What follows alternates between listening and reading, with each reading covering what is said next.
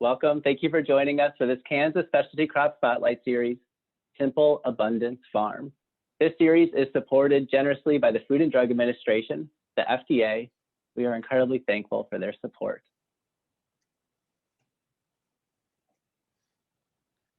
My name is Billy Mitchell. I work at the National Farmers Union as part of the Local Food Safety Collaborative. The National Farmers Union has members all across the country and is a grassroots, producer-driven organization that believes strong family agriculture is the basis for thriving rural communities. And the Local Food Safety Collaborative is a cooperative agreement between the National Farmers Union Foundation and the Food and Drug Administration, the FDA. It provides outreach, education, and training to small fruit and vegetable growers and processors on the Food Safety Modernization Act, otherwise known as FSMA. And there's a network of partners across the country working to implement food safety projects and expand reach. And we're so glad to be joined by some of those partners today. So tonight, we invite you to enjoy Simple Abundance Farm with Maggie and Adam. I'll be helping to co-host the webinar. My name again is Billy Mitchell from the Local Food Safety Collaborative. I'm the FSMA Training Coordinator, and I'll be joined by Cale Jamerson, Kansas State Extension Produce Safety Specialist. And before we visit the farm, thank you. So we're gonna have, first up, we'll have a welcome from Don Teskey. Then we'll introduce the farm. Then we'll play a video. And if you joined us last week, what we did was we played little clips of the video and then stop for conversation. But this week, we're gonna play kind of a short film, a nice 20-minute visit, walk around the farm. And then after that, we'll have a Q&A. Yeah, but that doesn't. This is a gentle reminder for me because I always forget, but also for y'all. At the end of the webinar, please fill out the evaluations. Because this is supported by the FDA and because we always want to improve, your feedback is so important to us. We want to be able to deliver content that's meaningful and important to you. And with that, I'll pass the mic over to Don Teskey for a welcome and introduction. Thank you, Billy.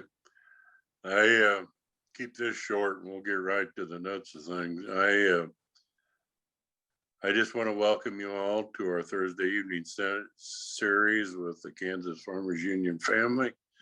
We've been doing this for some time and it's really been a wonderful exchange of education and knowledge. And this is the second in 3 series of our FSMA outreach. And I thank Maggie and Adam so much for being willing to work with us on this. And so Kansas Farmers Union, if you don't know the organization, we're pretty proud of what we are and who we are. And we're the oldest active general farm organization in the state of Kansas. And part of our triangle of our purposes is education, and this fits right into it. So I'll get out of your way now and we can get to business. Thank you very much. Thanks for joining us tonight. Go ahead. So now it's my turn, and we are going to forego the overview of FSMA. We did that last week, and it's on the webinar video from last week if you want to go back and watch it. So we are going to waste no more time, and we're going to jump right in with Adam and Maggie, and we welcome them. And Billy, I'll let you take it away. All right, thank you, Don. Thank you, Mary. It's been such a pleasure to get to know both of you over the past couple of years. It's nice to have a little reunion with Maggie and Adam. We met at a Produce Safety Alliance grower training. Turns out it was about 2 years ago. So before we visit your farm, Maggie and Adam, if you'll just tell us a little bit about yourself and a little bit about your farm. Okay, yeah. Hey, I'm Adam, and this is Maggie. Hello. And we have Simple Abundance Farm. So we are an urban farm in South Hutchinson, Kansas. And we started out really small, basically growing microgreens in our basement. So our whole farm consisted of about the space of a 4x8 sheet of plywood and some grow lights. But it was a great way to kind of get started. Got, us learning about succession planting and keeping consistent produce, as well as having that consistency and stuff like that, and also allowed us to have some cash coming in, which was great from a business standpoint. Kind of inspired us there. And then from there, we just kind of grew and grew, ended up growing on about a half an acre of a vacant lot that we, renovated and put up a greenhouse on our big high tunnel that we got through the Nrcs Equip program, which was really nice. Yeah, that's kind of Civil Linnets Farm.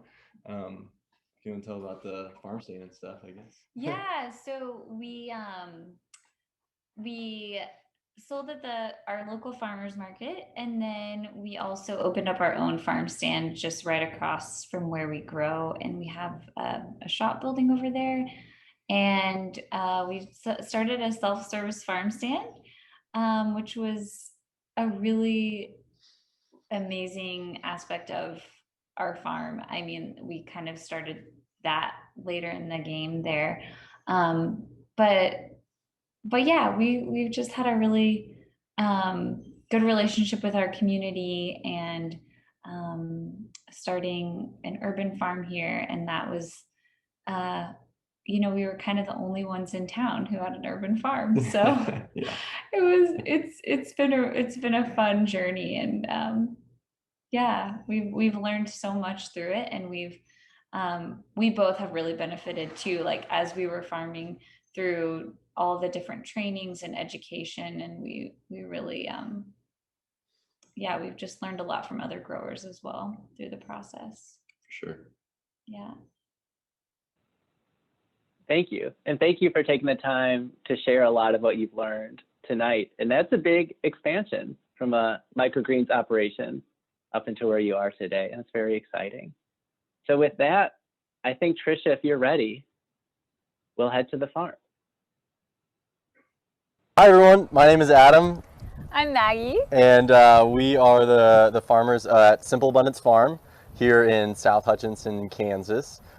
We grow on about 1/5 of an acre, although last year we did expand a little bit to another vacant lot just south of us, so we were growing on about 1/2 of an acre. Recently we've kind of pulled it in a little bit more, so we're kind of on that 1/5 of an acre state. But right now our farm, I just want to throw this out there, our farm is out of production. Took an off-farm job, so you'll be able to see our farm stand in a little bit. We've kept that going.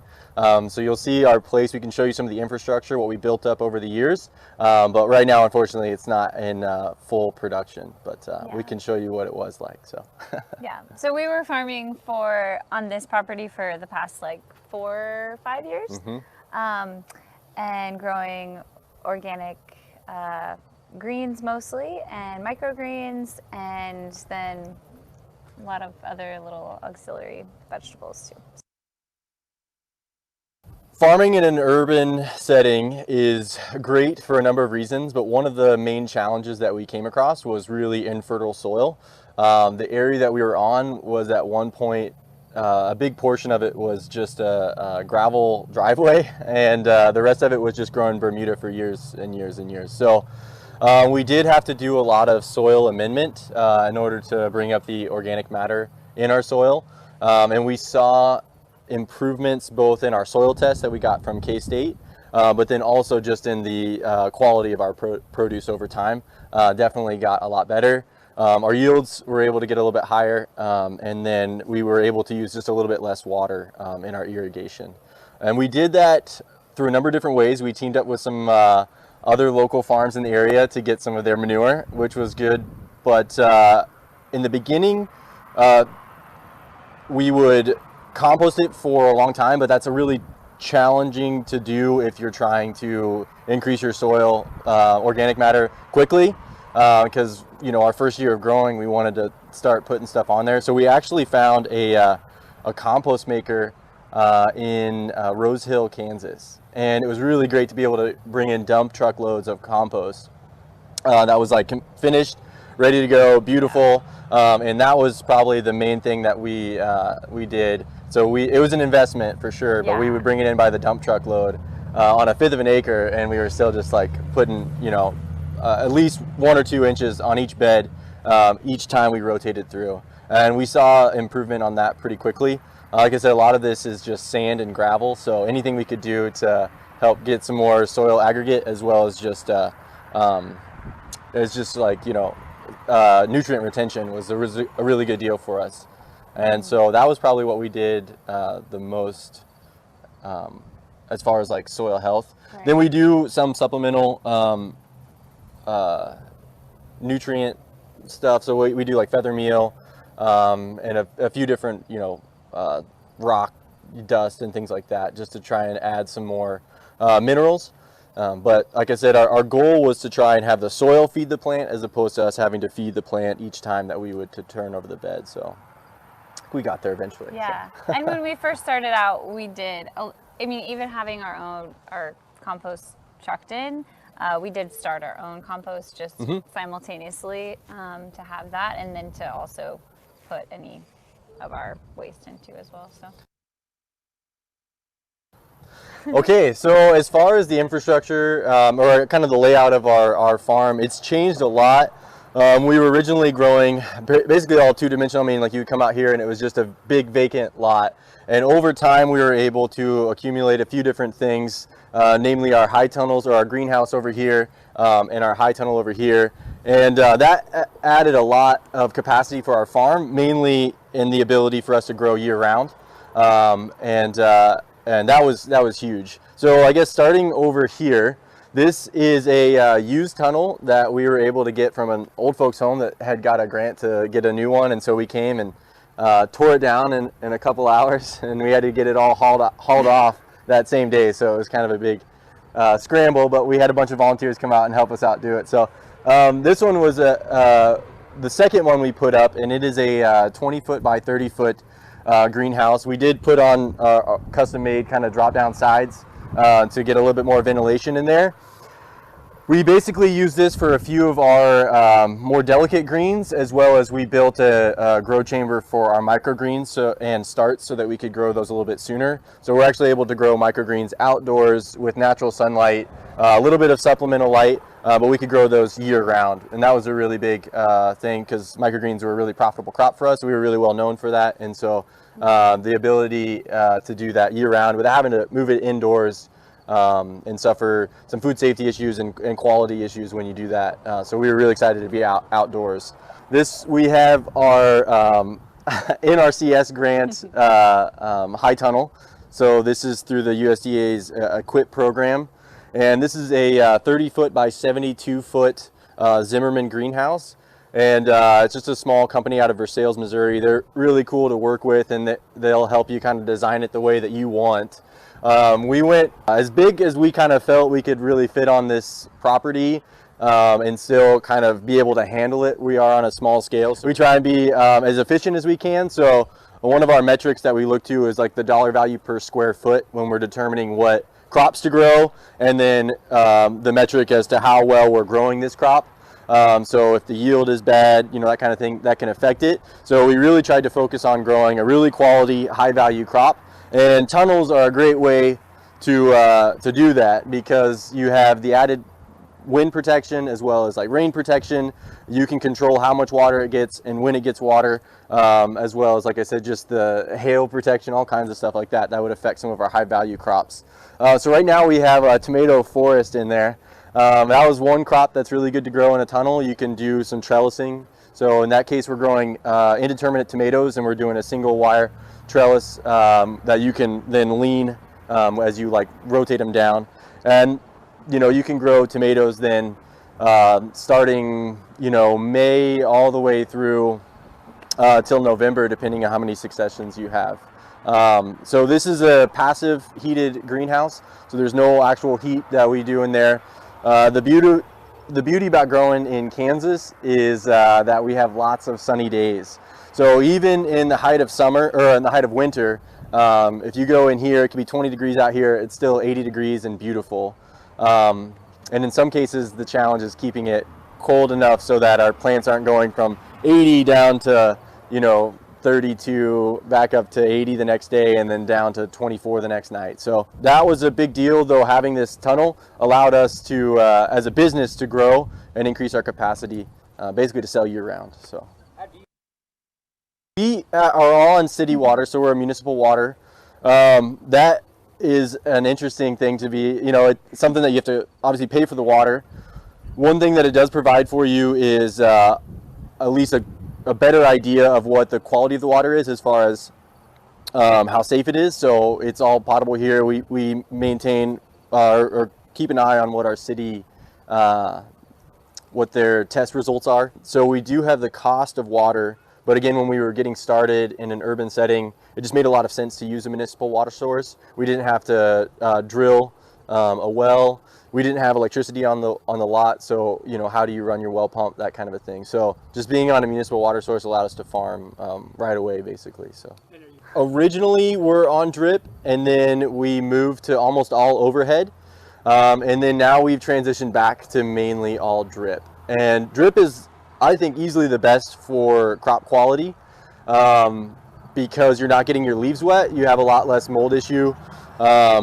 And the plants just, they really thrive, especially in the summertime here. When they get the water droplets on there, it can just fry those tender leaves. And since we're growing those high value salad greens and microgreens and those kind of crops, having a quality leaf is, I mean, that's the whole product. So we have moved back to drip. And I think the reason we were successful when we made that transition back to drip was that we were just more efficient in how we installed it.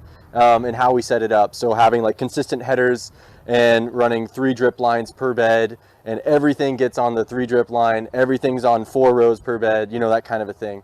And so really just streamlining our system allowed us to go back to drip, and I think the quality was a lot better when we did that.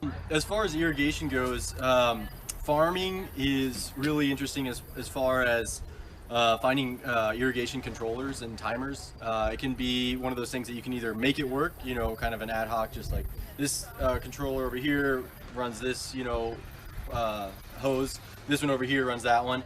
One thing that I really wanted to do was to kind of bring it all together, but I wanted to have like a high fidelity control over what each zone was doing and what different crops needed, that kind of a thing. One product I found was called Open Sprinkler. And it's an open source sprinkle controller or irrigation controller. You can actually build this yourself just with a Raspberry Pi and a few boards and some code. I went ahead and paid for their, like, you know, slick thing, give them some money, help them out, also saved me a little bit of time. But this has been really nice because, again, I have a high fidelity. I can go in and control each specific zone, or in our case, it would be like the tunnel versus the greenhouse. The microgreens versus the little guys, and so again, I have that ability to control it, and it just runs, you know, basic, you know, your old 12-volt solenoids. And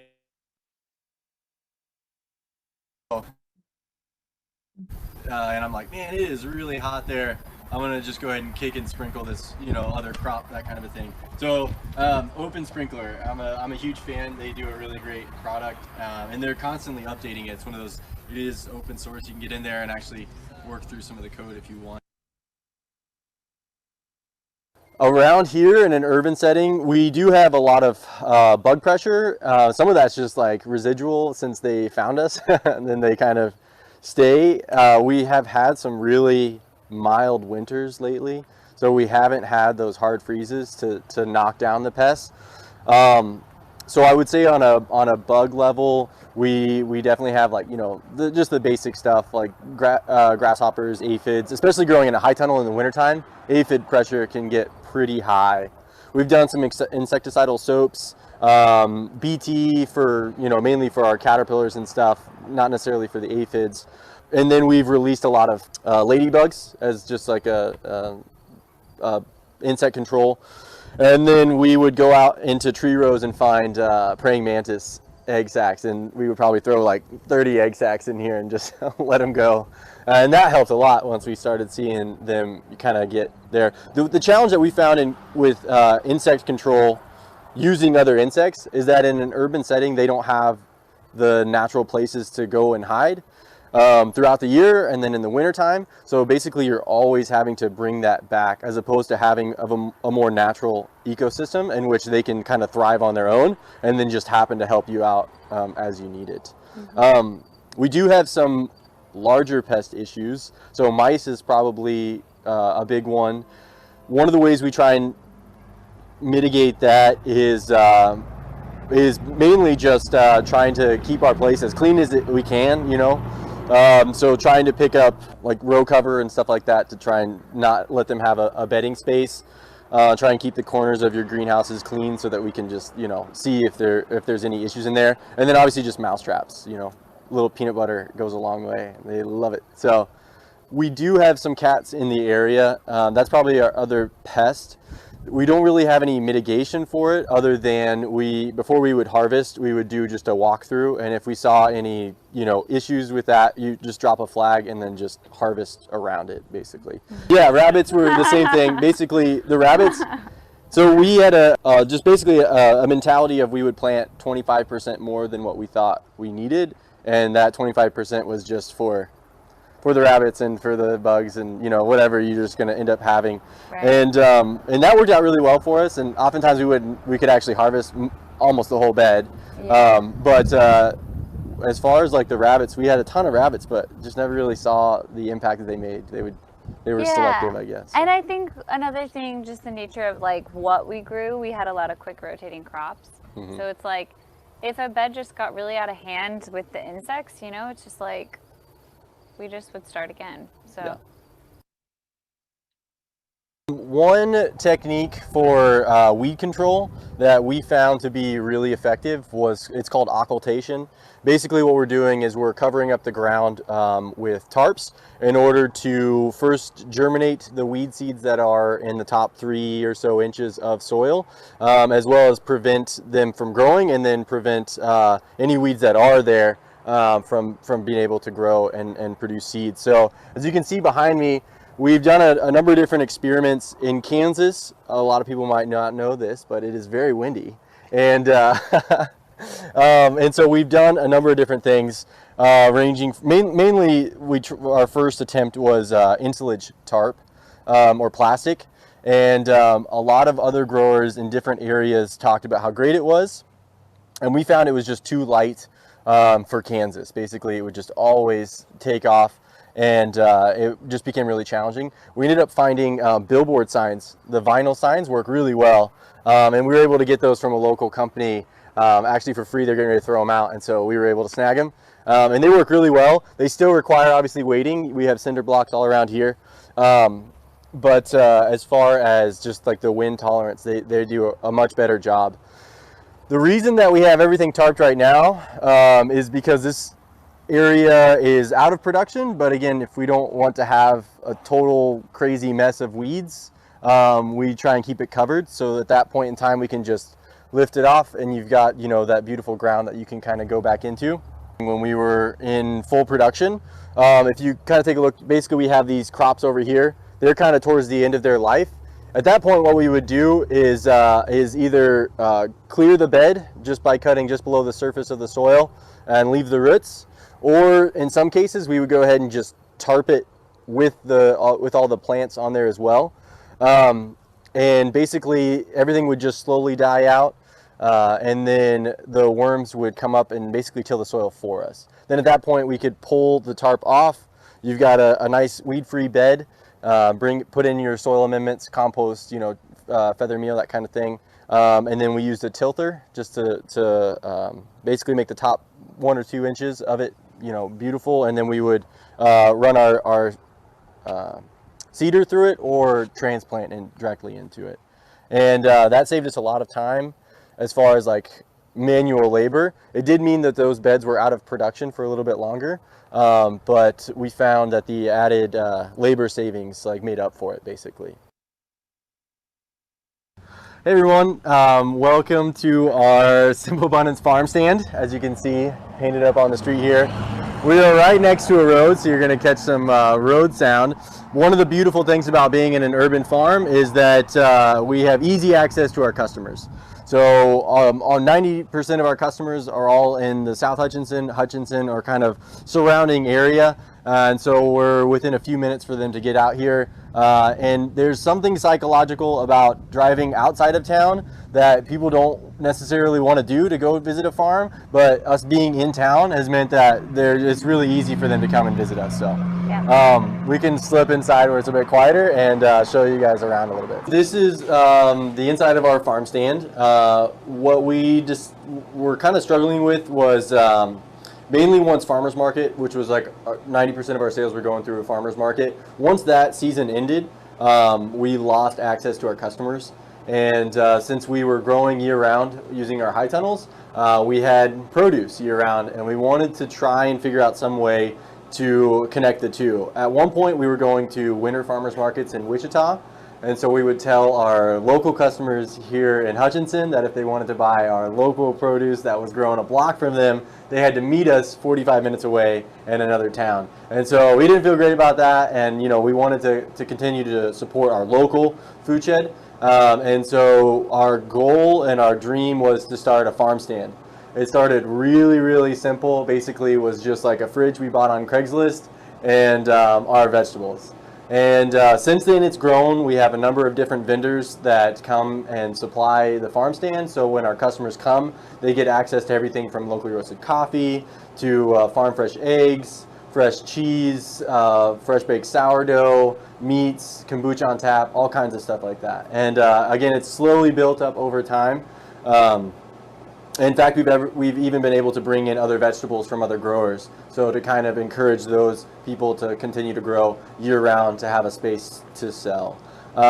Being an urban setting, we wanted to maintain the honor system farm stand kind of model that a lot of other farms have, but because it's so easy for people to like come and go here, we did add one level of security, and basically it's just a key code that our customers, they meet with us one time. We show them how to get access into the farm stand, so we give them their own code. We show them how to fill out their sales slip, where to put the money, that kind of thing, how to go about pricing everything. And then after that, they're quote unquote a member, and then they can come and go as they please. So we're open from 4 a.m. to midnight, 365 days a year. And so our customers really find that valuable. Even the fact that we'll have like nurses coming off of like a third shift or something like that, a late night shift. And so they're coming home at like 4 in the morning, and they swing by here and grab, some vegetables and kombucha and things like that. So just, trying to create space for our whole community to gain access to local food, as well as creating a space for local vendors to sell their product. We have experimented with a few different models as far as bringing other people's products in.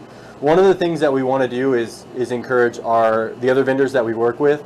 We want them to make as much as they possibly can off of their product. A lot of times in a wholesale setting, you're taking, a really, a steep dive on your price in order to sell it wholesale. And so what we try and do is walk that middle line where we say, tell us what you want to make off the product, and we'll try and make it work within our system. So in some cases, we're not making a whole lot off of each individual product. But again, the idea was to sell our vegetables first and foremost. So having other people's crops in here and products in here helped us do that. As well as, we've created the farm stand pledge is what we call it. Yeah. And so that's for those people that are interested in supporting the farm stand and what we're trying to do beyond just buying and purchasing and our products is just a $5 a month that, basically like a small Netflix fee, and then you can gain access to everything and you're supporting what we're doing here. So that way we don't have to like ask our vendors to take less for their product. They can still make as much as possible. In addition to our farm stand, one thing that we were really interested was looking into value-added food products. So things that we could take from our farm, any excess produce, and do something with it in order to either continue to sell it off-season, or just look for other ways to kind of be in the food world. So one of the products that we started with was actually our sauerkraut. This is our naked kraut, which is basically just salt, water, and cabbage. In order to do this, it was kind of a long process. We worked with the Kansas Department of Agriculture to certify our facility. So we are a certified food establishment because we're selling directly in our farm stand, as well as a food processor since we're actually making the product as well.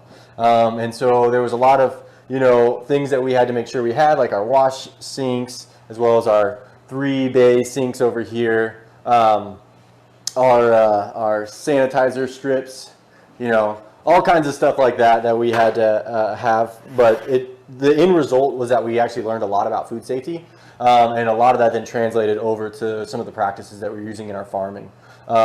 In the beginning of our farm, I can say that we probably weren't using the best food practices, or at least not the top tier, because you're young, you don't really know. You're kind of just getting everything going. We didn't always like sanitize our buckets after harvest, that kind of a thing. And so over time, in addition to growing better quality produce, we wanted to provide a better and safer food quality experience for our customers. And so that was a big part of what we wanted to do. We did that through education with the FSMA training.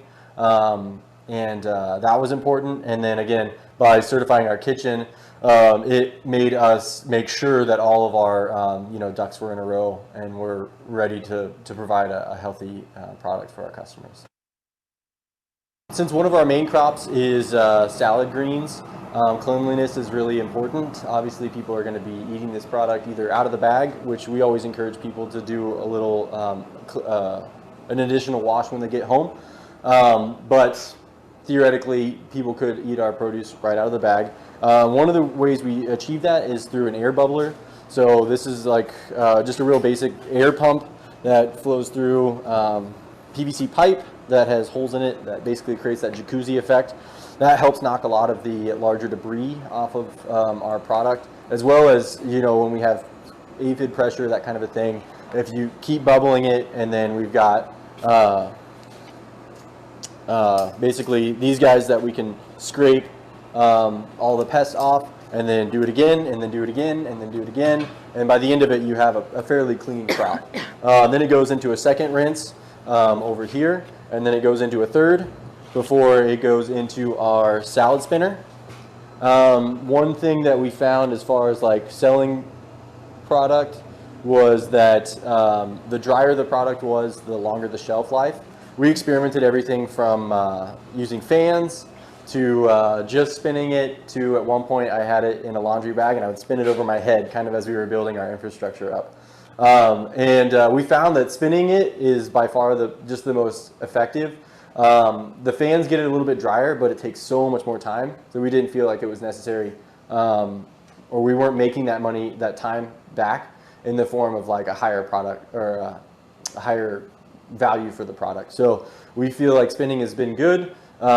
Food safety things, obviously everything here is like cleanable, wipeable, everything from, we've got our bleach solution, as well as just like our cleaner. An important step that you can do to maintain food safety is what's called a clean break.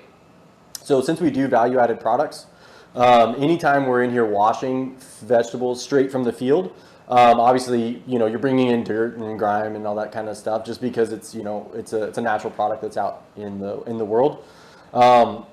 We never then do value added on that same day. So at that point, when we're done washing our vegetables, we scrub everything down like we normally do, we sanitize everything, and then we'll leave and then come back. And at that point, everything is dried off and is clean, and that's what's called your clean break, and then we can start in on the value-added products. Usually by the end of the day, after washing vegetables, you're pretty tired anyway, so you don't want to start fermenting anything, but it's just an additional step that we take to maintain a quality product.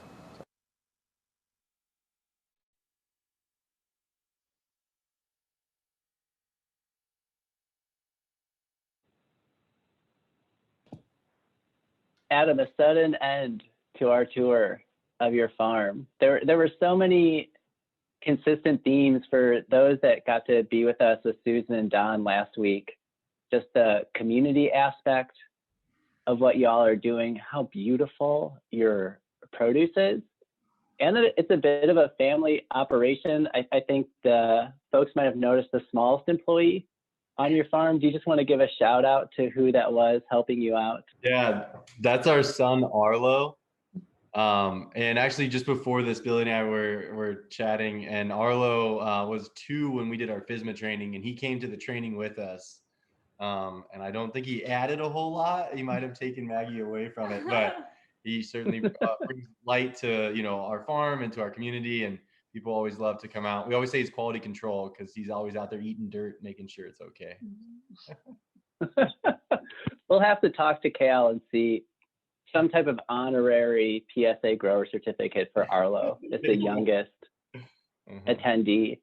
And before we do any Q&A, I want to say, I'm sure everybody noticed that was a really well edited video with all those beautiful pictures. And so we need to say thank you to Mercedes for all the work that goes on behind the scenes to make these videos happen. And for just a second, when Adam said that he used to swing the salad mix over his head, I thought, Mercedes, maybe you were going to slide in an old clip of Adam swinging that salad mix, but great. maybe for next time. Well, we do have With to that, I'd love to.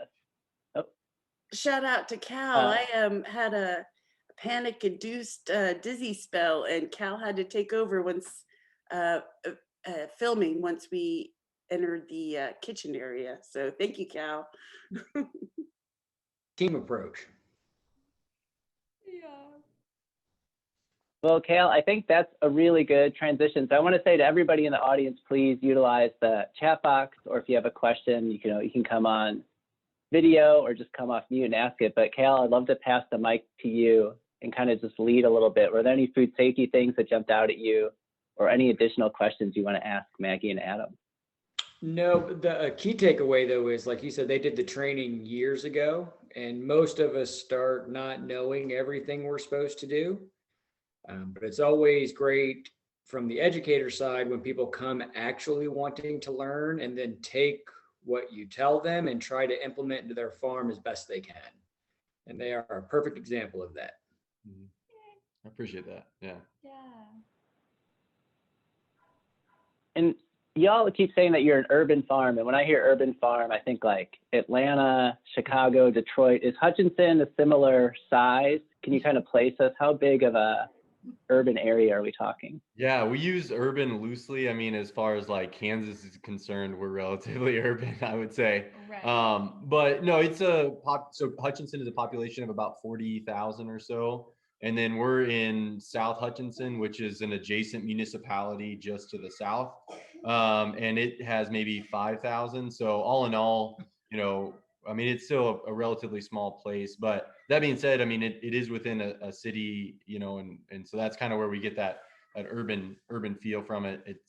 It's a lot that at one point was a grocery store, and then had a burger shack, and then a jewelry store, and then a farm. So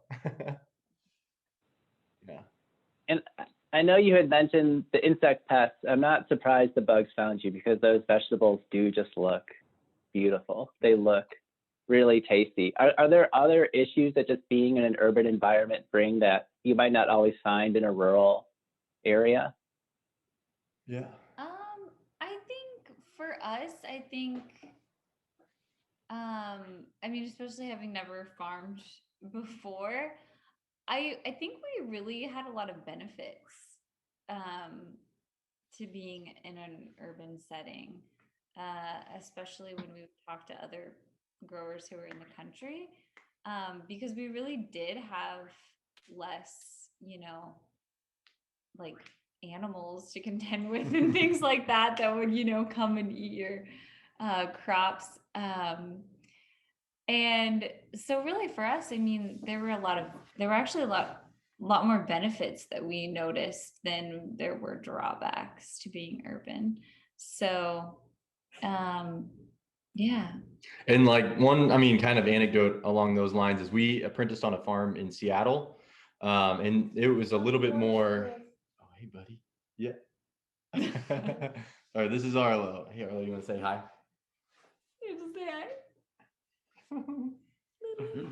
Yeah, but we were on a farm that was a little bit more rural. And speaking of pests, we had some deer come up and take one bite out of the center of each cabbage all the way down the line. And we were like, at least eat one cabbage and then leave the rest, but one bite out of each. Yeah. But as far as like issues that come with being in an urban setting, one thing that I was really concerned with coming in was contamination, being in an urban setting. Whether that would be heavy metals or lead, those kind of a thing. And so we were able to utilize K-State's the soil testing laboratory, and we're actually able to do a full, testing of all the heavy metals.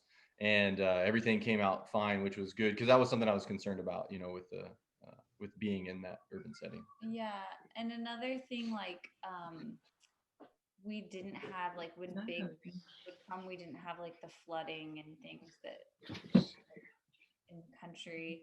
And then also I think just being surrounded by other buildings and things, the wind, maybe a little bit less. Slightly better. Yeah. Yeah. But for Kansas, like, that's a pretty big deal. So yeah.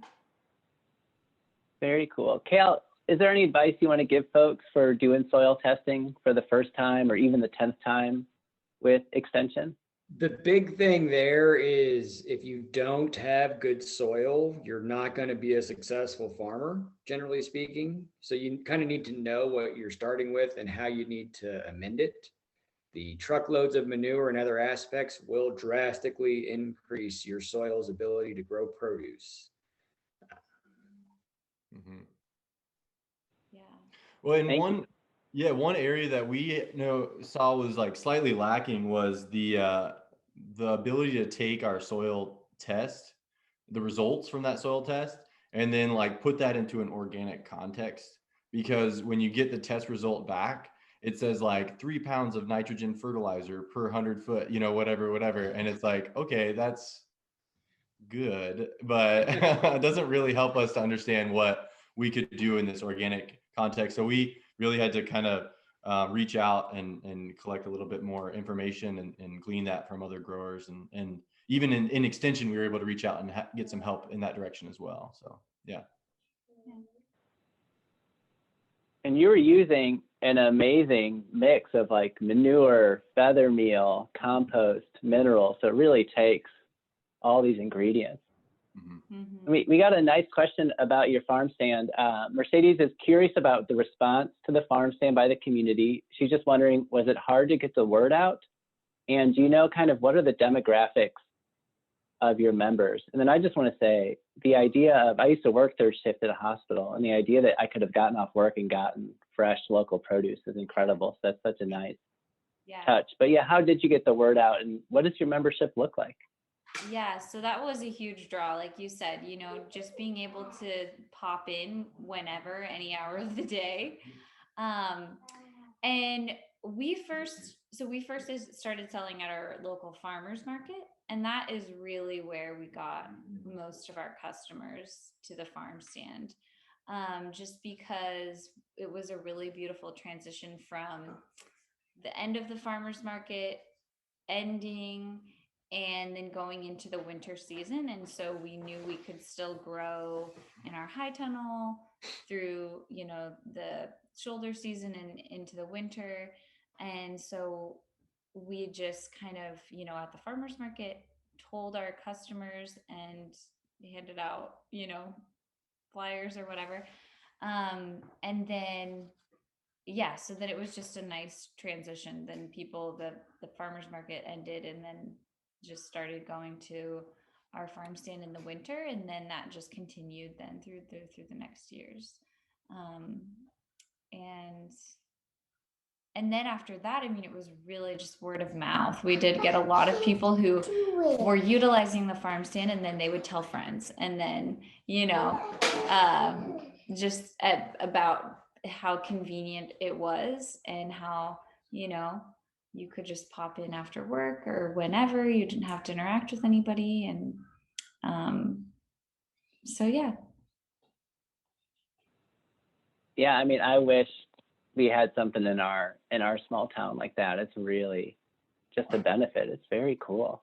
Yeah, and then the demographic of our members were mostly we were predominantly white, and that's the nature of the demographic makeup of our community here. But we did an effort to try and bring in different people of color, and part of that was by having different products.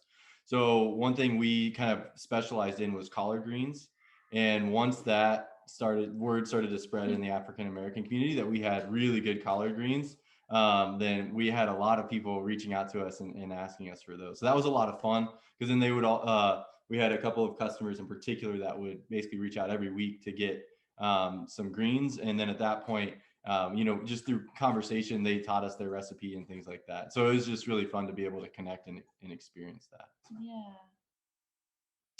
Yeah. That is cool, the way that food can connect us. Sure. That's really lovely. Yeah. One thing that I noticed is that y'all have a lot of food contact surfaces, from the bubbler to the 3-compartment sink to the dryer. So I might put Cal on the spot. What advice do you give growers to help keep those things cleaned and sanitized and help maintain those clean breaks that Adam mentioned?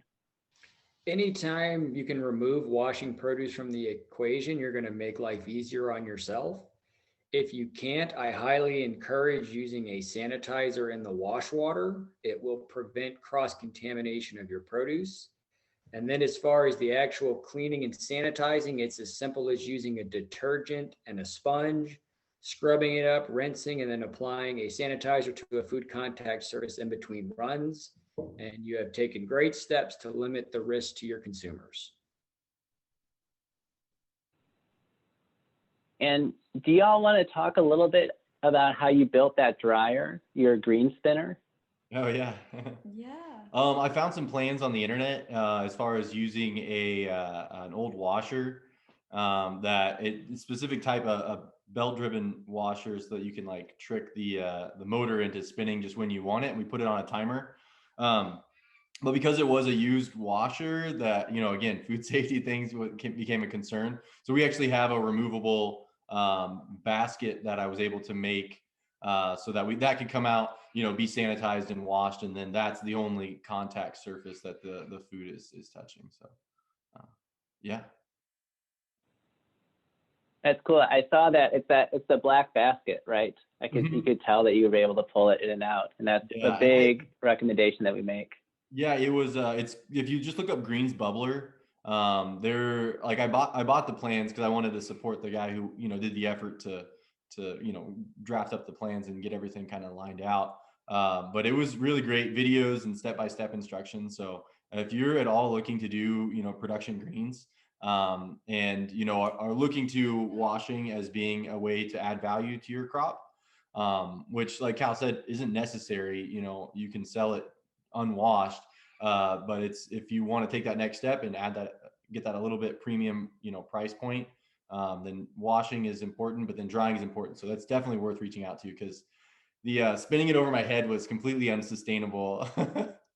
I would have had surgery a long time ago had I not got the spinner. So and that really good drying, that's one of those co-benefits that we'll see with produce safety and other things, because it is good to get all that excess water off for produce safety, but then you mentioned it can really help extend the shelf life of the product and just create such a better quality product in the long run. So looking forward to the rest of 2021, 2022, do y'all have any upcoming plans for the farm stand, anything you want to share?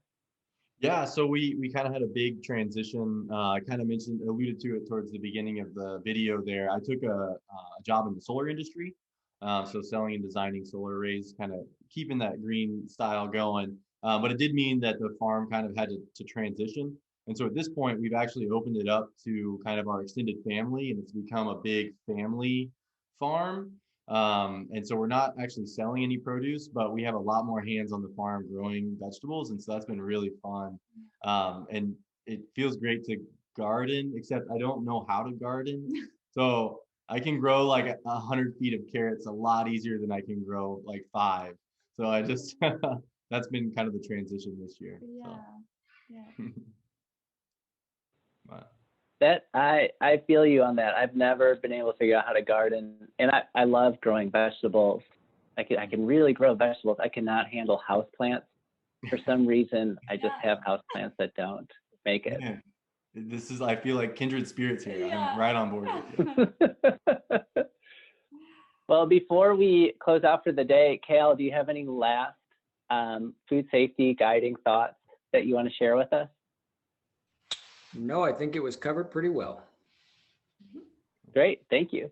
And Maggie and Adam, is there anything else that you'd like to share just about the farm or anything you wish that you had said in the video?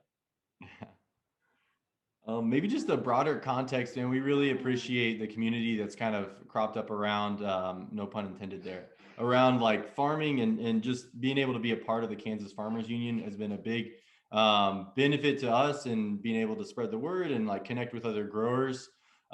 They helped us start the Central Kansas Young Farmers Coalition, which is, you know, kind of a similar type industry or situation where we're trying to like just connect as growers and do something cool. And so that's been a really great, you know, blessing, I would say. And just farming in general is just it's a great lifestyle. Yeah, absolutely. Mm-hmm. Yeah, it seems like there's just such a great network of people in Kansas, lots of strong connections, lots of really good relationships. Mm-hmm. Yeah, for sure. Feels very lucky. Well, I guess with that, Maggie and Adam, I'll say thank you to you again. Huge thank you to Mercedes for all the behind the scenes work, to Cal for always taking the time to drop produce safety knowledge with us, Mary, Don, and then Trisha or Charlie, if you'll put the evaluation link in the chat box. And y'all, I can't believe that this is gonna wrap up, but next week is our last visit and conversation. We'll be going out to Mellow Fields Farm. So if you're free next Thursday, we would love it if you visited with us. Please go ahead and fill out that link. And with that, I hope everybody has a really lovely night.